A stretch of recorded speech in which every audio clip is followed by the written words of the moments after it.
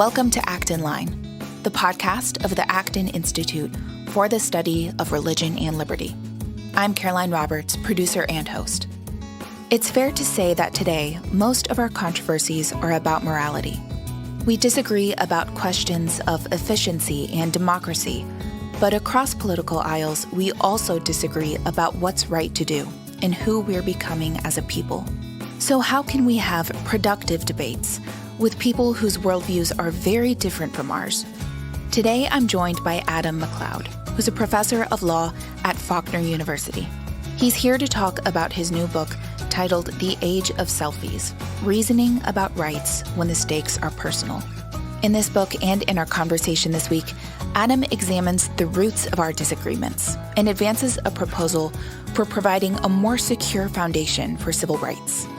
I'm hoping this episode offers a bit of a break from the constant news cycle about coronavirus. So if you like this episode, go ahead and share it with a friend who's maybe also kept at home right now.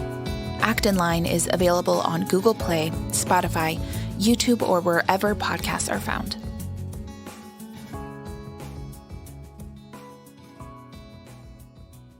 Today, I am happy to welcome Adam MacLeod onto the podcast to discuss with me his newest book, The Age of Selfies, Reasoning About Rights When the Stakes Are Personal. Adam is a professor of law at Faulkner University. He's also a Thomas Edison Fellow in the Center for the Protection of Intellectual Property at George Mason University. Adam, thank you so much for coming on. Thanks for having me, Caroline. I really appreciate it. Adam, in your new book, you attempt to answer a huge question, which is why is our discourse across a political spectrum so difficult today? You also gave a recent lecture here at Acton where you broke down some of the main arguments in this book. And for our listeners, I'll link that video in the show notes for this episode because I think that your lecture really summarizes the thesis really well. So to start, I'm going to ask you to explain the main thesis of your book.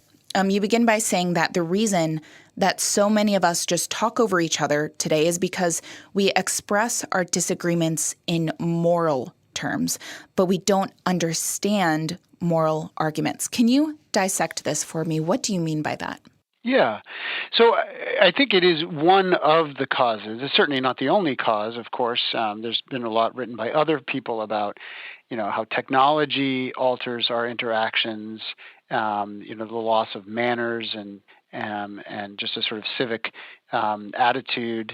But I do think that one of the things that we've not paid sufficient attention to is if you listen to the rhetoric of our public discourse, particularly the people who tend to attract the most attention in various media, you hear them speaking not in terms often of economic efficiency or democracy or sort of neutral terms.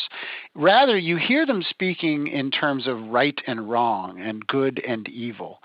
So this was a way of thinking or speaking publicly, which until recently was largely associated with the religious right. You'd hear conservative evangelical intellectuals or public figures speak about what is right and wrong to do. This is, often the way that the abortion issue was discussed on the right, for example.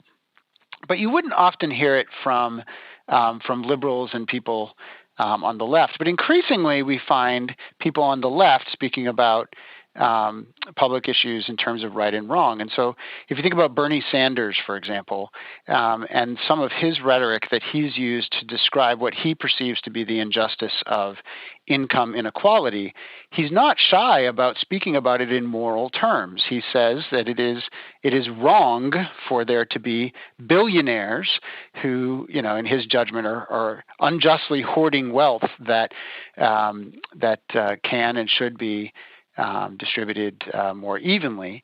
So it's not just that he's making an argument about, say, people who are wealthy infringing other people's civil rights. He's very much speaking in terms of what is right and wrong to do. And yet you don't get a really good sense that Bernie Sanders has thought through what that might mean. Why is it that it's wrong for one person, say a Mike Bloomberg, to have a lot of money, and for another person, say someone who lives in Appalachia, not to have very much? And there's a great tradition about this, which I'm sure we'll talk about how to think about right and wrong and justice and injustice.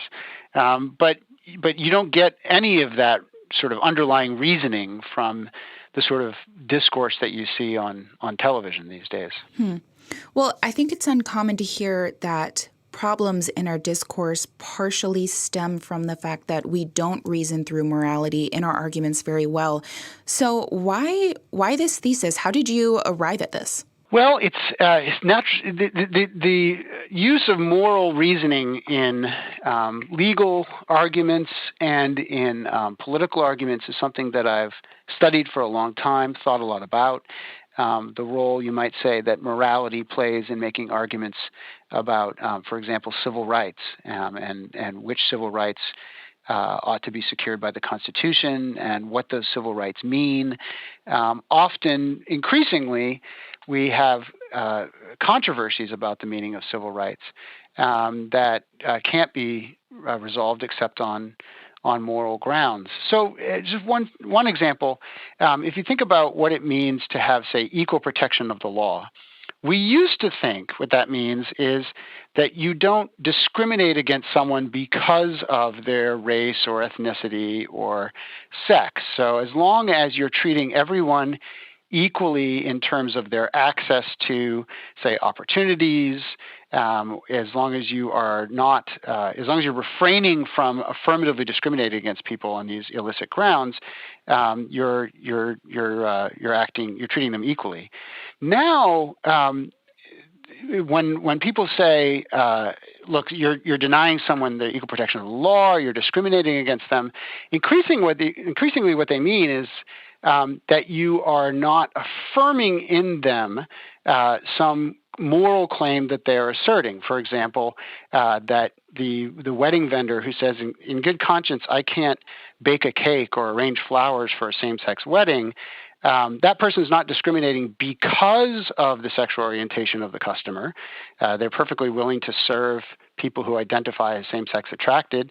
Their motivation is they can't affirm something that they believe to be false, that marriage is something other than a man-woman union. And on the old idea of equal protection, we could just resolve this on the basis of the civil rights that everybody has. Property rights mean that if I'm owning a business, I get to decide which messages I'm going to communicate.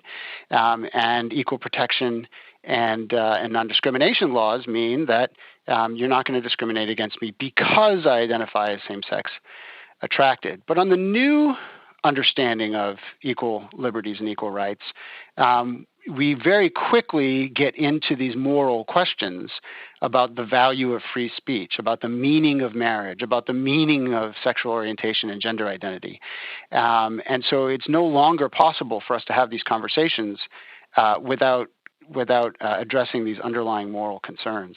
So it seems, I think maybe a knee-jerk reaction to this would be to say, well, is our problem that, our political language is filled with moral arguments as much as the problem is just moral relativity? Yeah.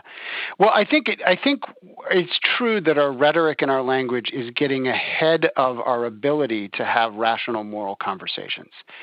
And so the sort of second part of the thesis of the book, which you accurately stated earlier, is so the first part is increasingly you hear people in the public square making moral arguments rather than just more neutral arguments grounded in democracy or efficiency or civil liberties.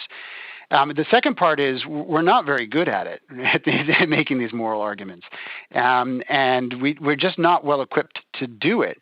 And there's a number of reasons for that. One is what might be called moral relativism or subjectivism, this idea that each of us gets to create his or her own moral reality.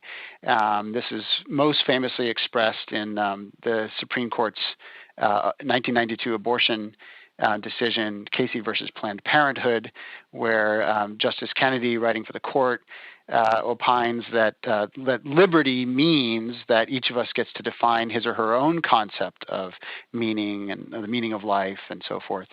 So that's one part of the problem is everyone has their own moral reality, their own moral code, and so there's no objective ground on which we can all meet.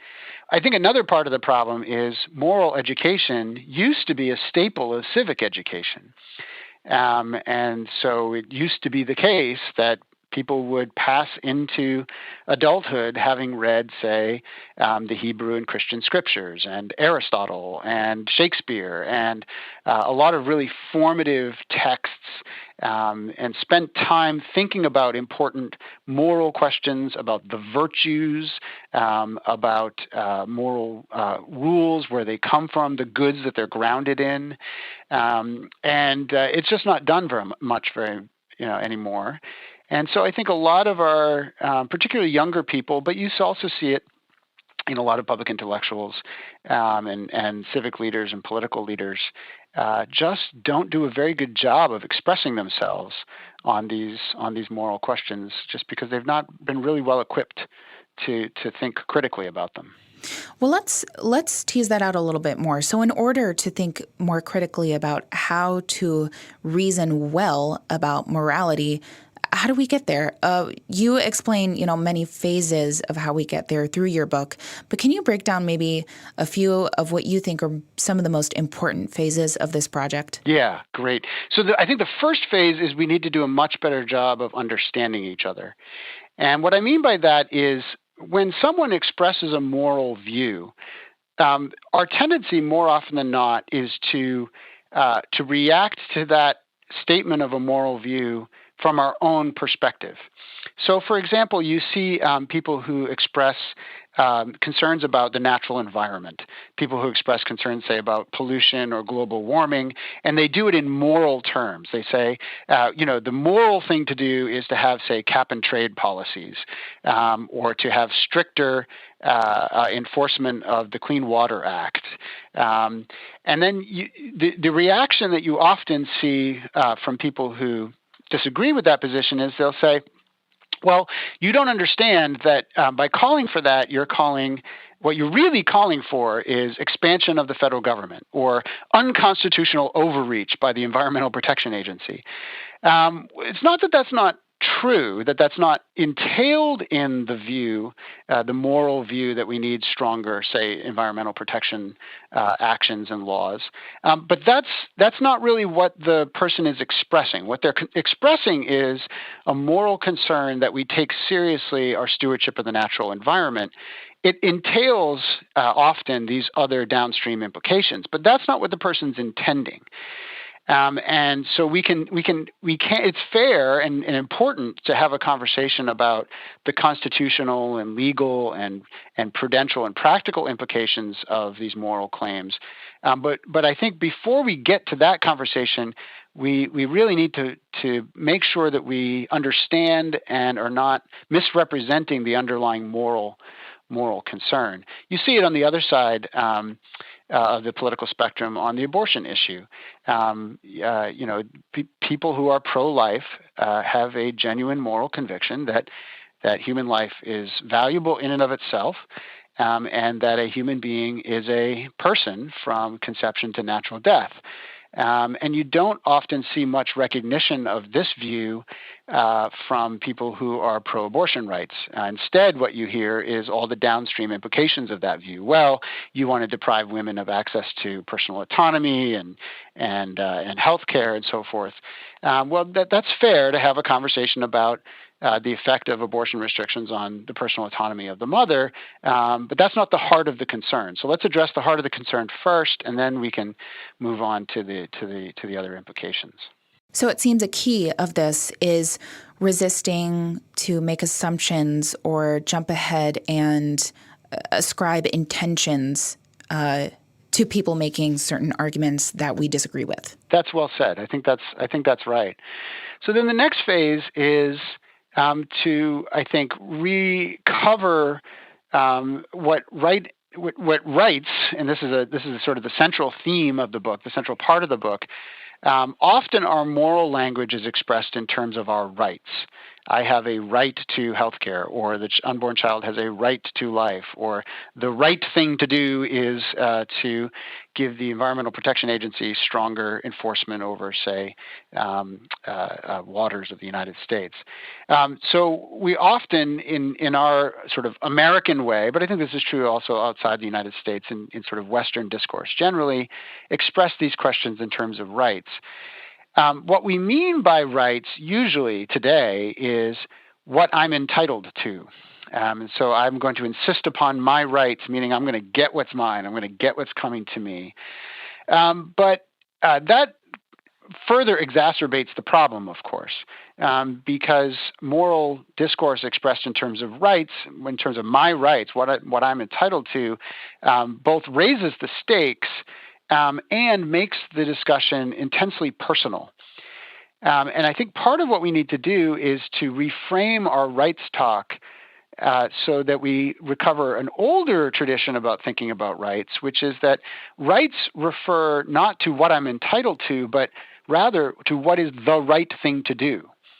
And so what is a right? It is treating someone or acting in such a way that I do what is right according to either the moral requirements that are applicable to me from customary norms or from natural law, or the legal requirements, constitutional requirements. And so if you think about a right as being a direction for my choices and actions, the right thing for me to do with respect to someone is not discriminate against them because of their race, for example. Now that entails that they have a right not to be discriminated against. But the right is not primarily about what they're entitled to. It's primarily a direction for my action. How should I treat them? And if each of us is focused that way, we find that we're going to take our duties and our responsibilities a lot more seriously. And that opens up opportunities to talk about moral responsibility and where they come from and where those responsibilities come from. And in your explanation there, I see the connection between how when thinking about rights, it can be reflected in our quote-unquote age of selfies. How when we think about rights, we shouldn't be necessarily first and foremost thinking about what we ourselves are owed, but how in a land with, pluralism, we are to think of how we might respect someone with whom we disagree. That's right. And so then the next phase of the project in our land of pluralism is to recognize that a lot of these questions, there is no one uniquely right answer. And so we can lower the stakes sort of the next phase of the project by recognizing that a lot of what is right to do can actually differ from group to group and community to community. So, for example, I tell my students, I use sort of a silly example, but if I were to ask you what is the correct answer to the question, how much should a married couple filing jointly earning $122,000 a year be charged for marginal tax rate? And you'd say, well, I need to know more about that, right? I need to know how much someone who's making $22,000 a year pays. I need to know what would be their tax rate if they were not filing jointly. So these are very contextual-based questions. There's no sort of one unique right answer. That's actually the case with a lot of these controversies. It might be, for example, to return to the environmental concern, it might be that the Environmental Protection Agency is the best agency to prevent pollution of our waters. But it might actually be that there can be plural solutions, that we can have private easements, for example, and other mechanisms of private law and property law which can be used to protect waters. It might be that there's a role for states to play and local governments to play in deciding how to steward our waters. And so it might not be a simply black and white problem that we're doing the wrong thing, say, by curtailing or limiting the authority of the federal government over these resources. It's even the case that on questions where everybody agrees there is a uniquely right and wrong answer, that there's room for reasonable disagreement. So take abortion. Pro-life people and pro-abortion rights people both sides, they obviously disagree about the underlying question, the justice of the act of abortion, but they both agree that there's a right answer. Pro-life people say, no, abortion is wrong, and pro-abortion rights people say, no, to restrict access to abortion is wrong. You hear this, for example, from the Georgia candidate for governor, Stacey Abrams, who's been talked about as a potential running mate on the Democratic ticket. She doesn't describe abortion as in terms of neutral civil liberties. She speaks of it in moral terms. She favors abortion rights because she thinks it's wrong to burden the autonomy of the mother. So both sides agree that this is the underlying question is a black and white question. There's a right answer and there's a wrong answer. But how to respond to that? Do we if you're pro-life, for example, do you do that by punishing the abortionist, by imposing sanctions on the mother, by placing health and safety restrictions which limit access to abortion but don't completely prohibit them? Those are much more harder, much more complicated questions. Mm-hmm. Now, I think a key also to understanding how we are to think about rights is natural law. Many of our listeners who are Catholic will understand and have as a point of reference to understand what natural law is, as it plays a large role in Catholic social teaching. We probably have many listeners still who aren't familiar with natural law. And you did frame your talk about rights in the natural law theory. Can you put that in a nutshell for us? What is natural law? Yeah, natural law are the reasons that all of us have for acting in certain ways toward other people, ourselves and other people. So natural law means that this is a law that, or these are reasons, goods, rules, rights, and other reasons that we have for acting with respect to other people simply because they're people, because they're human beings. Regardless where you live, regardless where your citizenship is. So the rights that we get from natural law are those rights that are universal.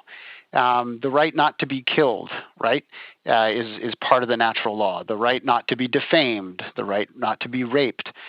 These are important rights that everybody has simply by virtue of being a human being, whether or not the laws of their state or their nation actually protect them from these wrongs. So the idea of natural law is simply that there are things that we should be pursuing that are good, things like knowledge and friendship, and that these are good for everybody. And there's things that we should never be willing to do, like murder and defamation, because these are inherently harmful to people. And it's not contingent upon any particular laws or any particular government. These things are true for everybody. Now, we're going to move on, and I want you to tell a story that I just thought was really interesting at the talk you gave. You told a story of one time that you were at a law school to serve on a panel as you say it, basically the token conservative among law professors, and it was a debate on same-sex marriage. And you talked about how the students reacted and interacted with you in that debate. Can you tell that story? Yeah, it was at sort of the height of the controversy preceding the Supreme Court's redefinition of marriage in 2015 in the case of Bergefell versus Hodges. So this is just before that, a couple of years before that. I was invited by an LGBT a student activist group at a law school to come and present the unpopular opinion that it's rational for states to define and rational and constitutional for states to define marriage as a man-woman union. And I said I'd be willing to do that, and I made the argument why states could reasonably draw this conclusion and protect that definition in their laws. And it was evident to me in that event, as it had been on other occasions, that the students had just never encountered the argument for natural marriage before. And so what they had been willing to attribute to bigotry or ignorance before the event began, very quickly they had to contend with the idea, no, actually there might be reasons. For example, the one that I discussed at that event was the right of a child to be connected to her natural parents, and what becomes of that right, which is a fundamental right in our legal tradition, when we redefine marriage in such a way that it no longer necessarily includes a mother and a father. And whatever you might, whether or not you're persuaded by that argument, it's a serious argument. Well, the students had never encountered it before, and so after the event, I had quite a crowd of students come up to me, but very quickly they went beyond that.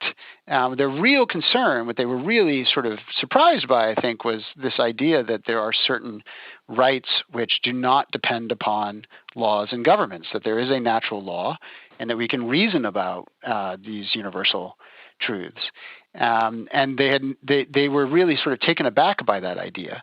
It was pretty clear to me that they had just never encountered it before. They had never apparently thought about the implications, say, of the Declaration of Independence, which makes the claim that certain rights are grounded in natural law and that governments are instituted to protect those rights, not the other way around. They'd never thought about Martin Luther King's letter from a Birmingham jail, where he expresses his civil disobedience in terms of natural law. And these other great texts and expressions of natural law and natural rights principles in our tradition. And after the event, actually, when I got back to my law school, I had a very, very nice thank you note from that student group, thanking me for being willing to be there. And I think those sorts of opportunities, I think, are open to us if we can just think about these moral questions in terms of how are we both going to be able to access these truth claims. How are we going to express this in such a way that we can find what's universal and common and shared between us, and then reason from there? It's a challenge, but I think that's what we need to get better at, yeah. I am going to play a little bit of a devil's advocate here because there is almost a war-like mentality that I have heard from a lot of people regarding politics and ideology. And, my own natural first reaction to this would be to say, in order to really improve our discourse, we have to first stop the snowballing of moral relativism. And some of these people are just advocating for a breakdown of family structure and just cannot be reasoned with. Some views just cannot be reconciled. And a lot of people would, also say that this pace of progressive ideology today demands action and not civil discourse. So what are your thoughts on this? Do you think that your call to establishing this common ground in a call to civil discourse hinders actionable defenses of conservative thought, or is there a nuanced compatibility there? Yeah, I would say that it's certainly the case that there are people that you'll just never persuade, right? And this is true across the ideological spectrum. There are people on the right who can't be persuaded, just as there are people on the left who can't be persuaded. And there are certain people that you're just not going to be able to reason with.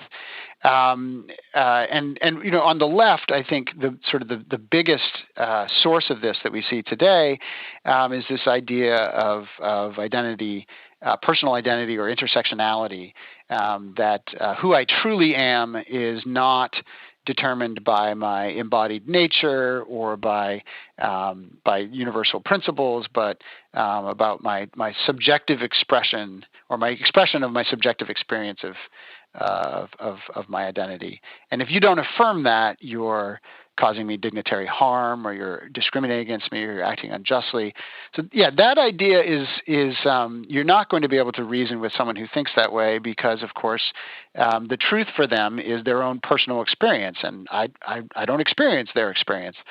So there's sort of no objective ground on which we can both stand. So I don't mean to deny that there are real problems. But here's what I've found. I've found that a lot of students express this sort of moral subjectivism or moral relativism or intersectionality just because it's what they've known. It's what they've grown up amongst. It's what they've been educated in, and they just don't know any different. And what I found, and even in a room full of people who think they believe that way, there are a lot of people who are going to be open to the idea of natural law when they first hear an articulation of it.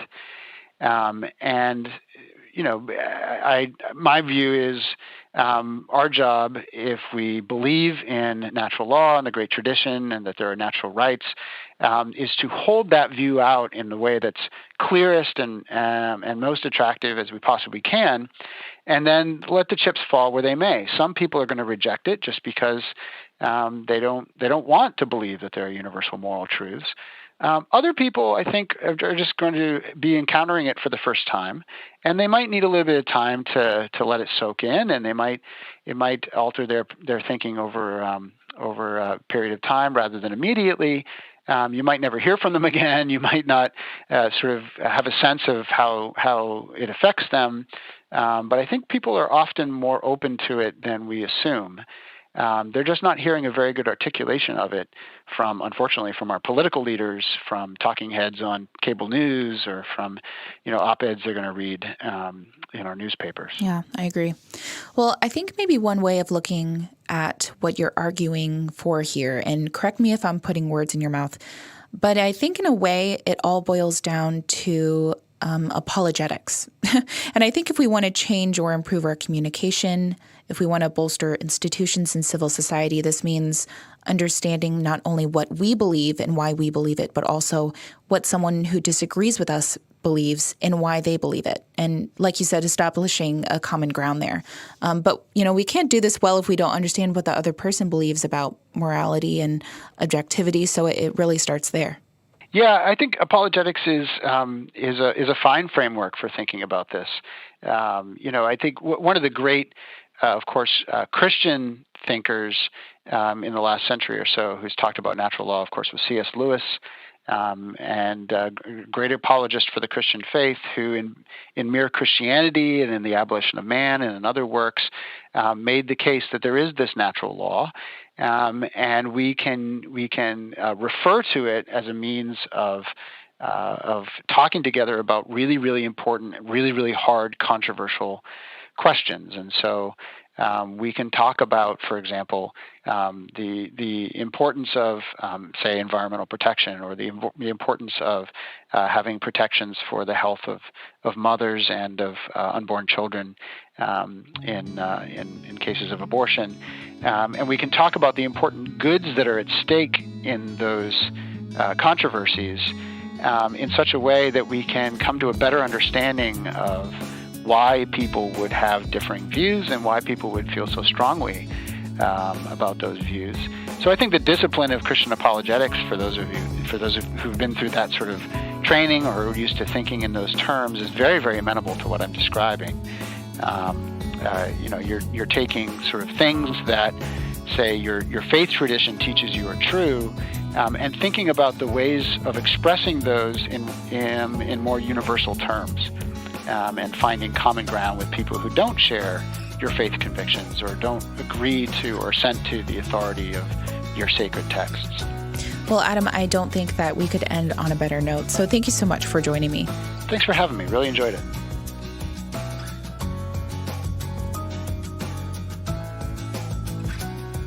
Thank you for listening today. If you'd like to reach our podcast team here to let me know what you think of the show, or even suggest topics you'd like to hear covered, email me at actinline@acton.org. Acton Line is available on Stitcher, Google Play, Spotify, or wherever podcasts are found.